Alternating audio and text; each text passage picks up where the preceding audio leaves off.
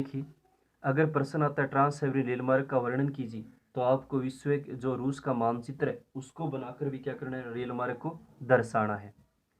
देखिए, ये मैंने पूरा ट्रांस साइबेरियन रेल मार्ग को दर्शाया है। जैसे यहाँ बाल्टिक सागर है रूस के पश्चिम में, और वहाँ सेंट पीटर्सबर्ग जो इसका पहला केंद्र है, सेंट पीटर्सबर्ग, लेनिनग्राड भी इसको कहते हैं, यहाँ से ये शुरू होता है। उसके बाद ये मॉस्को इसकी राजधानी है। उसके बाद अगला केंद्र आता है कजान, ये आपको याद करने पड़ेंगे।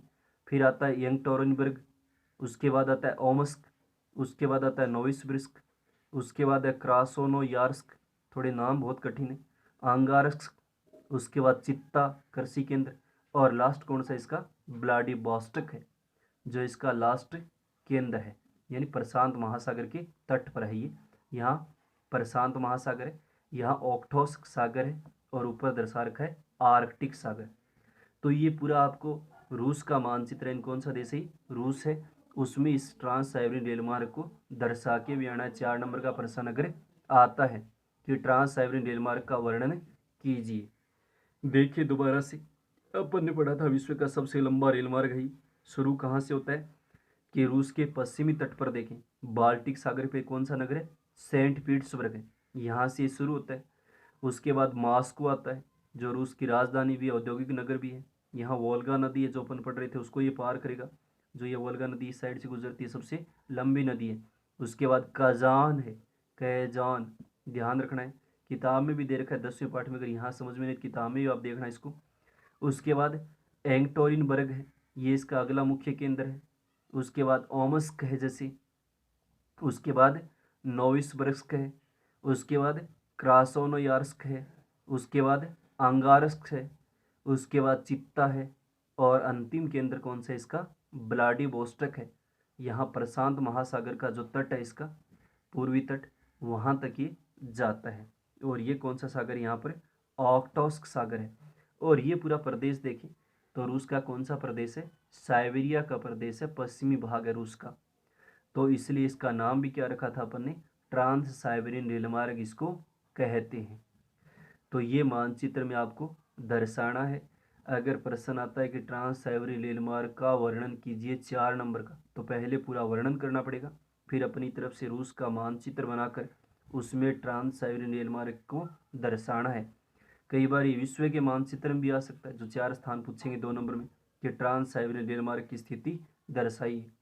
तो आपको विश्व के मानचित्र में भी जो रूस है यूरोप में, उसमें दर्शाना आना चाहिए कहाँ से सेंट पीटर्सबर्ग से शुरू होता है, कौन सा इसका अंतिम केंद्र है, जो इसका व्लादिवोस्टोक है, और नीचे नाम लिखना, ये ट्रांस साइबेरियन रेल मार्ग है। दोबारा देख लो एक बार, यानी कठिन है थोड़े इसके केंद्र, लेकिन 2-3 बार अपन इसको बनाएंगे पढ़ेंगे तो ये याद हो जाएंगे। यानी बाल्टिक सागर से शुरू होता है, जो इसके पश्चिमी तट पर है, रूस के एकदम पश्चिम में। देखें किताब में भी आप देखना दे रखा है 10वें पाठ में जो पढ़ रहे हैं अपन परिवहन और संचार में, उसका मानचित्र बनाकर इसको दर्शा रखा है। तो वहाँ सेंट पीटर्सबर्ग से शुरू होगा, उसके बाद मॉस्को आएगा, जैसे आप विश्व के मानचित्र में देखना, उसके बाद कजान आएगा, उसके बाद यंगटोरिनबर्ग आएगा, उसके बाद ओमस्क आएगा, उसके बाद नोविसिबिर्स्क आएगा, उसके बाद क्रासोनोयार्स्क आएगा, उसके बाद अंगारस्क आएगा, उसके बाद चित्ता आएगा, और लास्ट कौन सा इसका अंतिम केंद्र, व्लादिवोस्टोक है, जो प्रशांत महासागर के तट पर या ओख्टोस्क सागर के तट पर स्थित है। तो इस तरह रूस का मानचित्र बनाना है, और ये रेल मार्ग दर्शाना है आपको साथ में, यानी पहले वर्णन करना है, उसके नीचे आप रूस का मानचित्र बनाकर पेंसिल की सहायता से दर्शाएंगे।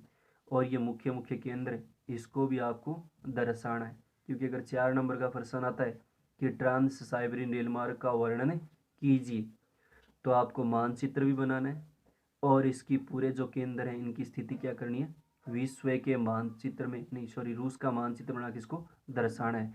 हो सकता है विश्व के मानचित्र में भी 2 नंबर का प्रश्न है, उसमें अलग से पूछ लेते कि ट्रांस साइबेरियन रेल मार्ग की स्थिति को दर्शाइए। तो यूरोप में जो रूस है उसमें इसको दर्शा के आना है। यानी मुख्य मुख्य जो इसके स्टेशन है 5-6, उनके तो नाम याद करने के सारे नहीं होते। सेंट पीटर्सबर्ग है जैसे, उसके बाद मास्को है जैसे, कजान है, ओमस्क है, चित्ता है, व्लादिवोस्टोक है, होश के तो सभी याद करने। और जैसा भी रूस का मानचित्र बनता है, अपन को मानचित्र में बनाकर इसकी स्थिति क्या करनी है, दर्शानी है। तो इसको बहुत अच्छे से याद करना है ट्रांस साइबेरियन रेल मार्ग को, और इसकी विश्व जो रूस का मानचित्र बनाकर उसमें दर्शाने इसकी स्थिति, क्योंकि बहुत ही महत्वपूर्ण है 4 नंबर के लिए कि ट्रांस साइबेरियन रेल मार्ग का क्या कीजिए, वर्णन कीजिए।